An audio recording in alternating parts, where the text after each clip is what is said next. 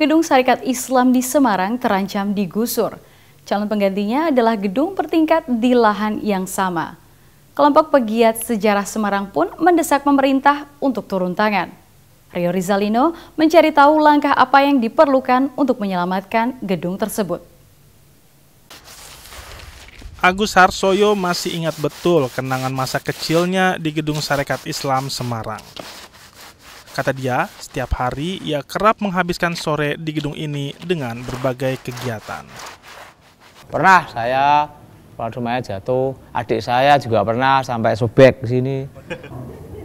Agus kecil sama sekali tidak tahu sejarah gedung ini.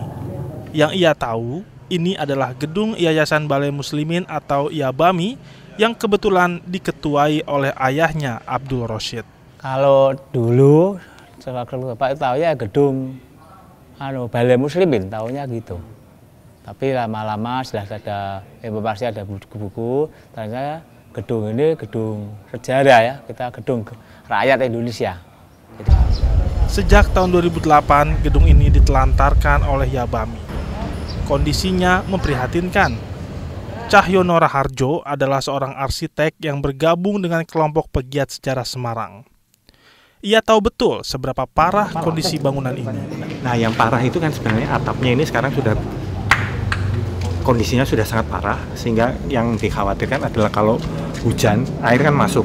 Nah, kalau air masuk, kemudian terkena kayu itu akan lama-lama akan semakin lapuk. Cahyono memastikan kalau tidak segera diambil tindakan penyelamatan, maka gedung ini akan hancur. Apalagi musim hujan akan segera datang.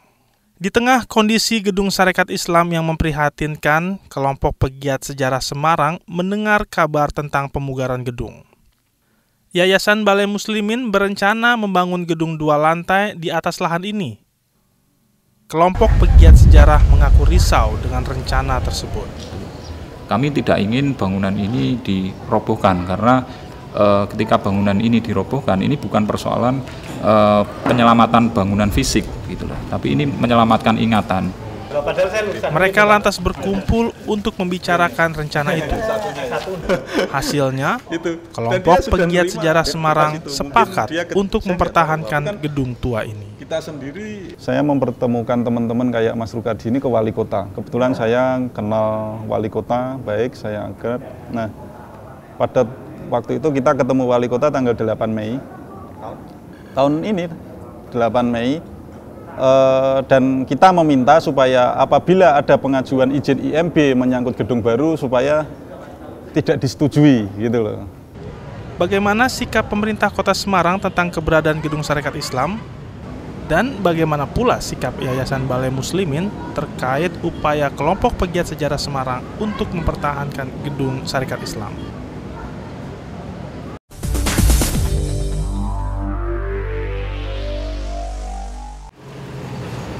Terkait rencana pemugaran Gedung Sarekat Islam, kami menemui salah satu pengurus Yayasan Balai Muslimin atau YABAMI di Semarang untuk meminta penjelasan. Di rumahnya yang sederhana, Wakil Ketua Yayasan Balai Muslimin Syamsuddin mengatakan, pemugaran Gedung Sarekat Islam di Semarang sebenarnya sudah direncanakan belasan tahun lalu. Kami pernah meminta kepada gubernur maupun wali kota pada tahun 85 untuk bisa memberikan bantuan agar gedung itu bisa dipugar. Tapi hasilnya sampai dengan sekarang itu masih belum nampak. Seperti inilah gambar bangunan yang akan didirikan di lahan Gedung Sarekat Islam. YABAMI berencana membuat gedung tingkat 2 dengan mengangkat Gedung Sarekat Islam yang asli ke atas. Sementara gedung baru di bawahnya akan menjadi ruang pusat kesehatan masyarakat. Kenapa kok di atas? Daerah itu daerah banjir. Jadi kalau tidak diangkat, nanti tidak bisa dimanfaatkan lebih lanjut. Namun kontroversi terus merebak. Pemerintah Kota Semarang akhirnya mengambil alih kepemilikan gedung itu.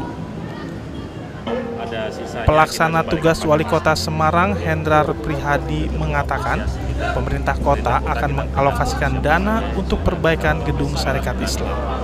Saat ini di anggaran kita yang di 2014 saat ini sedang dalam agenda pembahasan di tingkat komisi. Jadi kita hitung, kita perkirakan sekitar akhir Oktober semestinya sudah ada pengumuman dari BPCB, karena pada saat sebelum November ini sudah ada informasi bangunan cagar budaya atau tidak, kita masih bisa menganggarkan untuk di 2014. Tapi kalau lebih dari itu ya memang perlu kajian yang lebih mendalam untuk menganggarkan persoalan. Sekarang keputusan ada di Balai Pelestari Cagar Budaya atau BPCB Jawa Tengah. Badan ini tengah mengkaji gedung Sarekat Islam untuk mengetahui apakah gedung ini layak diberikan status cagar budaya. Namun sinyal positif dari BPCB semakin kuat. Apa sih kriterianya, Bu, suatu benda itu bisa dikategorikan sebagai cagar budaya? Ya, berusia 50 tahun atau lebih, mempunyai nilai penting sejarah, kemudian mewakili masa gaya bangunan, dan banyak lagi yang ada di undang-undang. Nah, kalau menurut kriteria itu apakah gedung S ini sudah masuk kriteria yang tepat? Cagar budaya iya, dari nilai penting sejarahnya. Apabila BPCB menetapkan gedung Sarekat Islam sebagai benda cagar budaya, maka rencana renovasi gedung oleh Yabami otomatis terhenti. Yayasan Balai Muslimin sebagai penerima wakaf menyatakan belum memikirkan langkah selanjutnya. Hukum wakaf itu kan umurnya sudah sejak tahun 632 Masehi. Jadi sampai sekarang tidak ada pembaruan hukum wakaf, itu tidak ada. Dan itu tidak bisa dijadikan alasan apapun untuk tidak diakui. Tapi kelompok pegiat sejarah Semarang tidak mau berkutat di masalah wakaf. Menurut mereka, penyelamatan gedung adalah yang utama. Awal Oktober lalu, kelompok pegiat sejarah Semarang melakukan penyelamatan darurat terhadap gedung Sarekat Islam. Meski dana dari pemerintah kota belum turun, mereka tetap bertekad ingin menjaga dan melestarikan gedung bersejarah ini. Gedung ini lebih primer diselamatkan dulu, daripada kita mempermasalahkan soal sah tidaknya wakaf ke Yabami itu, gitu loh. Gedung ini kalau musim hujan tiba dipastikan roboh. Lah kalau kita hanya berkutat mengurusi status itu, hancur dong. Bapak kita dari Prambanan, siapa bilang rakyat kita lapar? Indonesia banyak makanan. Laporan tersebut menutup perjumpaan kita dalam Asia Calling. Terima kasih untuk perhatian Anda. Untuk cerita-cerita lain dari penjuru Asia, bisa Anda simak di portal kbr.com/Asia Calling. Saya Ika Agustin, sampai jumpa pada program kami berikutnya. Asia Calling, your window on Asia.